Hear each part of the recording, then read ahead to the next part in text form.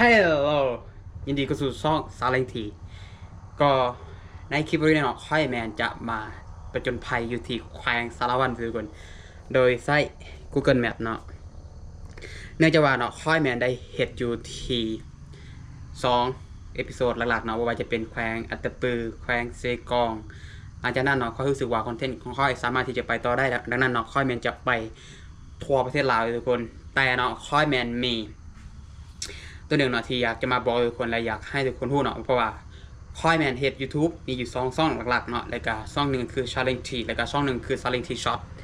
แต่ในเอพิโซดตัวนี้เนาะหรือว่าคอนเทนต์ประมาณนี้เนาะค่อยแมนจะง่ายทั้งหมดเนาะคอนเทนต์เกี่ยวกับเฮ็ดกับการรีแอคชั่นต่างๆหรือว่าการไปผจญภัยทางโซเชียลมีเดียทางอินเทอร์เน็ตต่างๆเนาะค่อยแมนจะง่ายไปอยู่ในช่อง Challenge T Shot แต่ว่าในอนาคตเนี่ยค่อยพูดว่าช่อง Challenge T Shot มันจะเปลี่ยนแปลงเป็นซื้ออีหยังค่อยพูดเนาะแต่ว่าค่อยพูดอย่างเดียวว่าค่อยต้องเฮ็ดมันเนาะดังนั้นเนาะในช่อง YouTube เนาะถ้าผู้ใดอยากจะค้นหาหรือว่าอยากที่จะเห็นช่องซาลิงทีหรือว่าเห็นคลิปวิดีโอแบบนี้ที่ค่อยได้ตัดและก็อัปโหลดทาง TikTok เนาะก็สามารถที่จะเซิร์ชแล้วก็ค่อยจะเขียนซื้อช่องใส่เนาะอยู่ทั้งหลุมคอมเมนต์เพราะว่าวิดีโอของค่อยมันจะเป็นทางแน่นอนเนาะก็จะเขียนซื้อช่องเมียนทุกคนแล้วก็มีอีกเรื่องนึงทุกคนที่ค่อยแมนจะมาบอกทุกคนแล้วก็จะมาสารภาพทุกคนเนาะเพราะว่าค่อยแมนหยุดในการเฮ็ดวิดีโอเฮ็ดคอนเทนต์ประมาณอยู่ที่5 มื้อทุกคนและในช่วง5 มื้อเนาะค่อยแมนก็ได้ทดลองทุกคนเพราะว่าค่อยแมนได้ชาเลนจ์กับตัวเองเนาะได้ชาเลนจ์กับตัวเองว่าในเมื่อเฮาเฮ็ดคอนเทนต์เฮาเฮ็ดวิดีโอเนาะเฮาก็อยู่ในสายตัวนี้มันทีเรียบร้อยเนาะเฮาก็ต้องแบบว่าลองไปแต่งตัวแปลกๆแล้วก็ไปย่างเลาะแถวตลาดเนาะแต่ว่าวิดีโอนี้เนาะวิดีโอที่ค่อยไปย่างเลาะแถวตลาดเนาะค่อยแมนจะ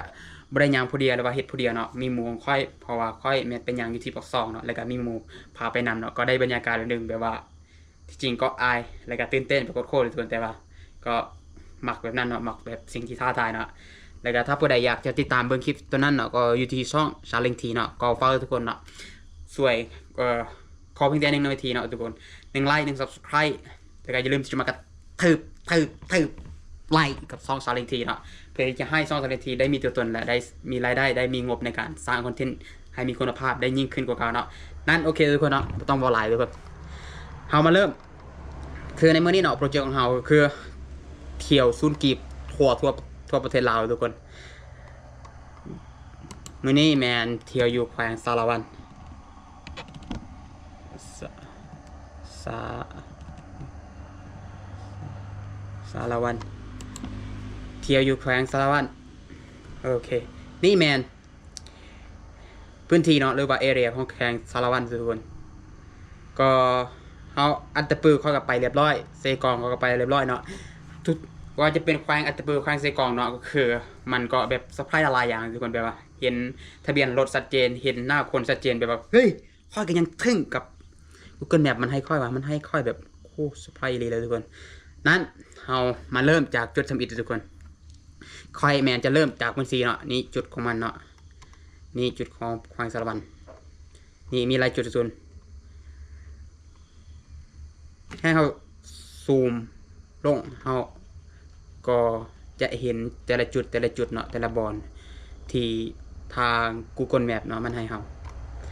แล้วก็เขามาเริ่มจุดตัวนี้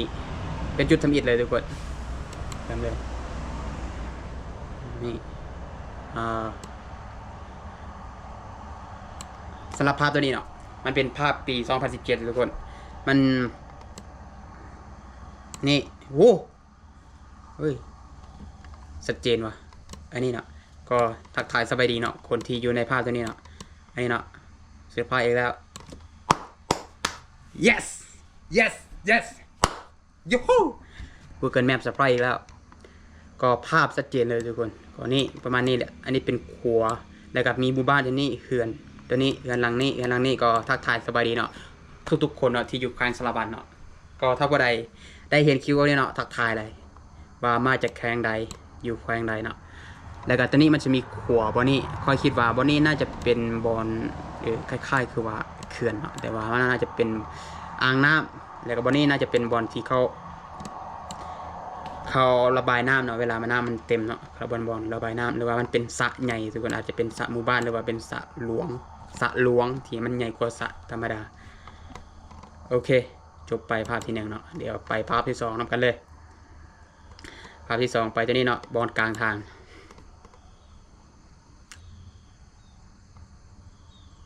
อันนี้เป็นภาพปี2023เฮ้ย yes ตอนนี้ทุกคนเนาะค่อยแมนอยู่เทิงน่าจะโดรนวะน่าจะค่อยแมนอยู่เทิงเครื่องบินเนาะทุกคนเนาะรายการทางข้างนี้มันเป็นนี่อันนี้มันเป็นเดินเนาะมันน่าจะเป็นบริษัทใดหนึ่งนะน่าจะเป็นบริษัทชื่อเข้าอ่ะนี่บนนี้เนาะเห็นวิวบริษัทใดหนึ่งเนาะแต่ตัวนี้น่าจะเป็นเฮือนตัวนี้กำลังสร้างใหม่ในปี2023เนาะก็ประมาณนี้โอ้ว้าวว้าวว้าวว้าวว้าวว้าวว้าวว้าวว้าวว้าวว้าวโคตรงามเลยทุกคนเบื้องนี้นี่มีรถโอ้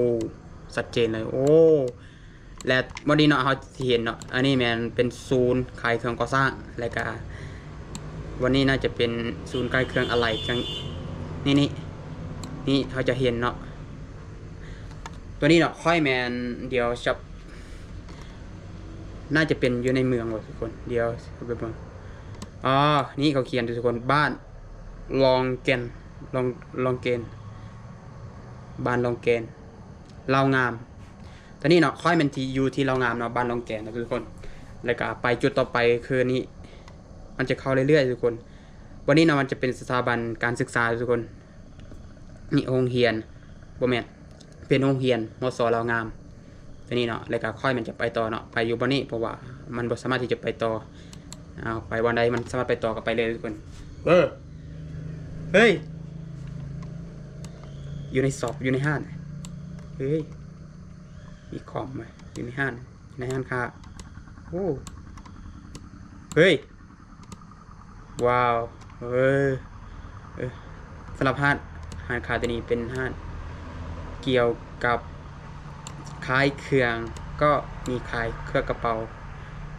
มีขายเครื่องเนาะก็มีขายหลายอย่างทุกคนแต่เห็นวันนี้ก็มีเครื่องปิ้นเนาะก็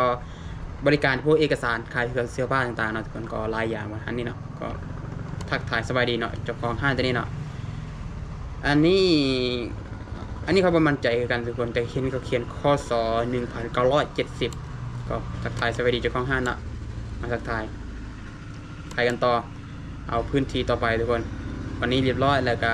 วันนี้อีกเอาวันนี้อันนี้เป็นบอลโค้งในหนึ่งทางนี้เป็นโค้งเบื้องเป็นจะไหนมุมที่นี่เป็นอะไรว้าว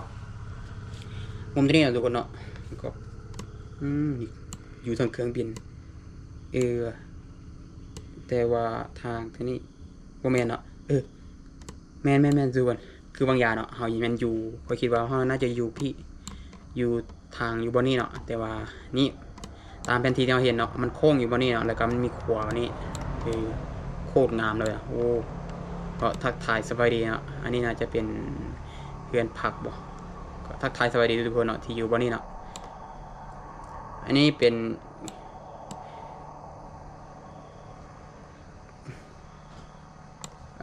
น่าจะเป็นโรงเรียนบ่น่าจะเป็นโรงเรียนถ้าเป็นโรงเรียนเนี่ยได้บรรยากาศเลยเพราะว่ามันอยู่ใกล้ห้วยอยู่วันนี้อะไรกันโอ้ดีว่ะโอเค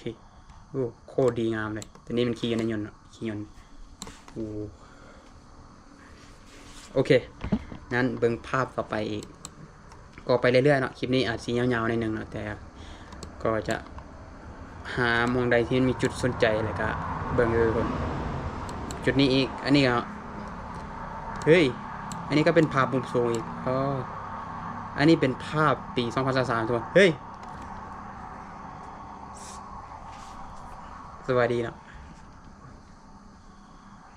สวัสดีเฮ้ยโอ้เพื่อนตัวนี้เนาะเขากำลังก่อสร้างเนาะสบายดีเมื่อสองคนเนาะแล้วก็สบายดีคนขี่รถจากนี้1 2 3เบิ่งชัดเจนอยู่โอ้ว้าวชัดเจนเลยทุกคนนี่ตัวนี้กำลังขี่ไปทางนี้เลยก็ตัวนี้ส่วนมาส่วนกลับเนาะแล้วก็มีน้องอยู่วันนี้ก็พาตัวนี้โอ้โคตรงามเลย ก็คือบางอย่างนี่เราน่าจะคือซีเมนมาจากตัวนี้หรือเปล่าเพราะว่ามันเป็นเสาไฟอูแมนน่าจะเบื้องนี้โอเคโอเคนั้นไปต่อที่จริงเราค่อยเคยเห็นเนาะอยู่ที่แขวงสารวันเนาะมันที่มียูทูบเบอร์หลายๆคนเนาะที่เฮ็ดยูทูบเบอร์ท่านั้นก็อย่าลืมที่จะมาทักทายกับช่องสลิงทีเนาะว่ามันมีบ่อนใดที่น่าไปผจญภัยหรือว่ามันมีสิ่งที่เฮ็ดแบบแปลกๆก็ติดต่อเพราะว่ามักอีกอย่างที่มันแปลกๆแล้วก็มักอีกสิ่งที่มันแบบตื่นเต้นนิดนึงเนาะโอเคนั้นเอาไปวันนี้ทุกคนบอลนี้เป็นบอลที่น่าจะเบิ่งเฮ้ยสบายดีหนุ่มน้อยก็เบิ่งไปเรื่อยๆเนาะก็อันนี้เป็นขัวเป็นภาพปี2027เนี่ยเป็นภาพปี2017ก็มีเด็กน้อยมาเล่นเนาะคิดว่าเด็กน้อยพวกนี้นะเขาน่าจะใหญ่เติบแล้วเพราะว่าอันนี้มันเป็นภาพปี2017แล้วเป็นภาพปี2017โอเคนั้นไปต่อเนาะไปวันนี้เรียบร้อยแล้วก็น่าจะไปวันนี้เนาะอันนี้เขาเขียนว่าส่องบ่ตาดส่องตาดส่องเดี๋ยวจะไปเล่นน้ำตาดทองเนาะเป็นยังไงเนาะตาดส่อง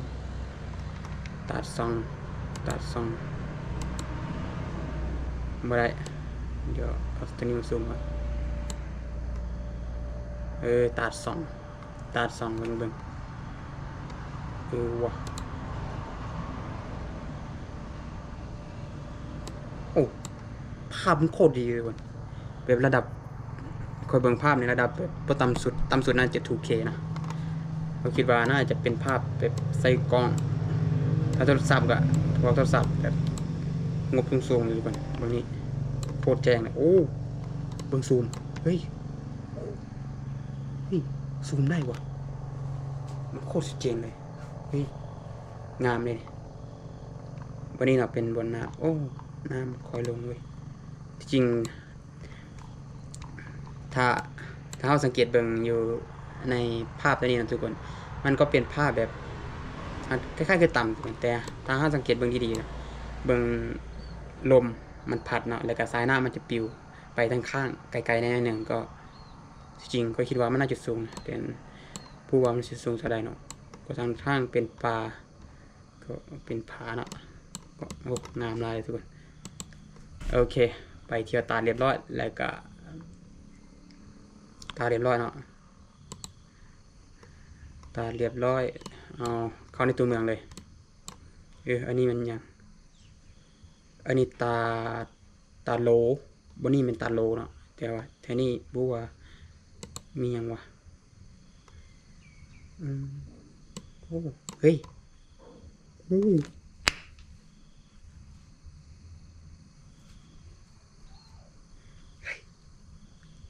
โคตรชัดเจนเลยทุกคนก็ทักทายสบายดีเนาะผู้สาวผู้บ่าวทักทายสบายดีเนาะเขากำลังเล่นน้ำเฮ้ยพวกนี้วะดีวะก็ฝากซาเลงทีเนาะในอ้อมใจอ้อมกอดน้อยๆเนาะเฮ้ยนี่เฮ้ยว้าวโคตรชัดเจนอ่ะไอ้นี่คอยว่าคนที่เบิ่งเนาะวิดีโอของซาเลงทีเนาะผู้นี้เนาะเราต้องเบิ่งเนาะวิดีโอของค่อยเนาะก็ทักทายสบายดีเนาะอันนี้เป็นปี2020เนาะเป็นภาพ2020เนาะมีเขียนอยู่ทางหลังว่ายอทคป่ะประมาณนั้นน่ะก็เดาเนาะแล้วก็มีทุกน้ำหูเสือประมาณนี้ก็แล้วก็มีคนมาเที่ยวคนลายเว้ยก็ทักทายสวัสดีทุกคนเนาะที่มาเที่ยววันนี้เนาะก็เฮ้ยเลยก็น่าจะเห็นค่อยดีเนาะก็น่าจะเห็นค่อยนี้เขากำลังสังเกตเบิ่งเนาะเขาก็น่าจะเห็นค่อยนั่นแหละโอเคนั้นไปต่อเลยทุกคนก็อุ่นใจแล้วไปตาเรียบร้อยแล้วก็วันนี้มาเบิ่งว่าเป็นยังอันนี้เป็นบอลอันนี้เป็นตาดเนาะบอลนี้เป็นตาดแต่ว่ามองเข้าไปบ่คือเป็นบอลนี้เนาะ คือเอาไปจุดยาละแต่ว่าตัวนี้มันเป็น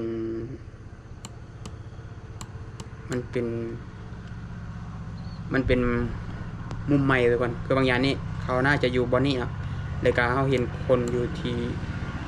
โบแมนวะอันนี้เป็นมุมใหม่เนาะ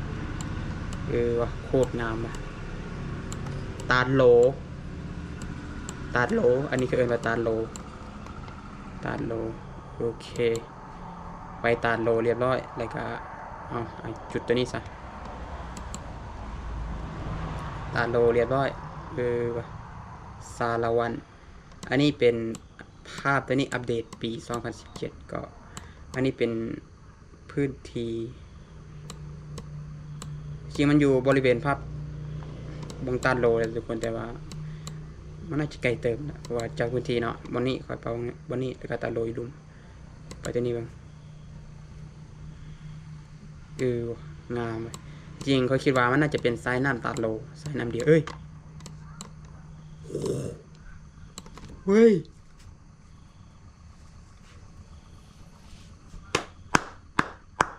โอ้ว้าวสร้างอันนี้มันสร้างนี่สร้างก็ทักทายสบายดีเนี่ยโอ้ว้าวสบายก็ได้ทุกคนค่อยแมนยากที่จะมาเห็นสร้างเนาะตั้งแต่โดนเนาะแต่ Google Map เซอร์ไพรส์ค่อยแล้วทุกคนโอ้อันนี้มันเที่ยวมันได้แบบหลายมุมหลายบรรยากาศเพราะว่าจะเป็นสัตว์สถานที่ว้าวโคตรงามเลยแต่ว่านี่เนาะช่วงค่อยไปแต่นี้แมนคนบหลายทุกคนแต่ว่ามันก็ได้บรรยากาศดีแบบโคตรเลยเห็นสร้างเนาะไปดินน้ำแล้วก็ทักทายสบายดีเนาะอันนี้เป็นภาพอัปเดตปี 2019 ไปต่ออีกสักคน